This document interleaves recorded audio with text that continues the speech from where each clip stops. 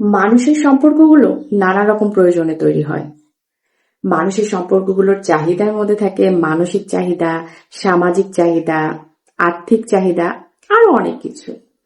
কিন্তু আমরা যখন সম্পর্ক গড়তে যাই, তখন আমরা আমাদের কিছু চাহিদাগুলো তাদের উপর চাপিয়ে দেওয়ার চেষ্টা করি।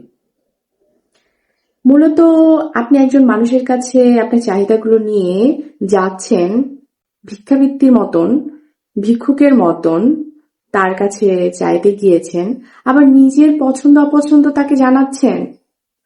ভিক্ষুকের কি পছন্দ অপছন্দ থাকে? না তো, ভিক্ষুকের তো কোনো পছন্দ অপছন্দ থাকে না। নিজে যদি নিজের পছন্দ মতন কাজ করতে চান, নিজের পছন্দ মতো সবকিছু বেছে নিতে চান, তাহলে নিজেকে এমন ভাবে তৈরি করুন যে তৈরি হওয়াটা আপনাকেই অনেক আনন্দ দেয়। যখন আপনি নিজেই নিজের জন্য আনন্দিত হবেন, তখন লোকেও আপনাকে নিয়ে আনন্দ পাবে এবং আপনি যেটা চাচ্ছেন সেটা আপনার জন্য অনেক ইজি হবে।